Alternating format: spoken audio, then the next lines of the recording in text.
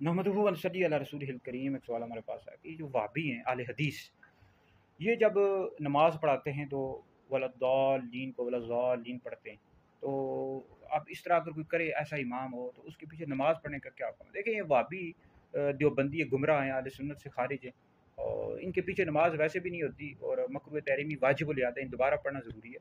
तो बाकी ये है कि जो असल मखरज है ना वो दाद है, ठीक है, ज़वाद नहीं है।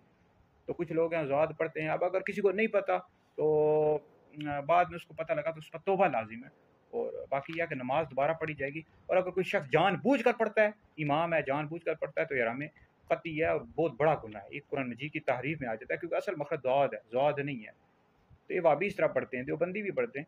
तो बहरहाल ये है कि फिर ऐसे लोगों के पीछे नमाज पढ़ना जायज़ नहीं। अगर पढ़ ली गलती से, आपको नहीं पता था, तो नमाज दोबारा पढ़ें, दोबारा दोहराएं। तो असल लफ्ज़ जो है वलद्दालीन इस तरह पढ़ेंगे, दौद पढ़ेंगे, ज़वाद नहीं पढ़ेंगे। ये वाबी देवबंदी इस तरह करते हैं, ठीक है। वैसे भी गुमराह है, अहले सुन्नत से खारिज हैं वाबी देवबंदी अपने बातिल अकायद की वजह से। तो इनके पास पढ़ना भी, कुछ लोग होते हैं अपने बच्चों को इनके पास पढ़ाते हैं, तो ये पढ़ा भी नहीं सकते, ये गुमराह है। और आले सुन्नत के जो लोग हैं, आले सुन्नत हनफी बरेलवी, यही दुरुस्त रास्ते पर हैं और सिरात मुस्तकीम पर हैं।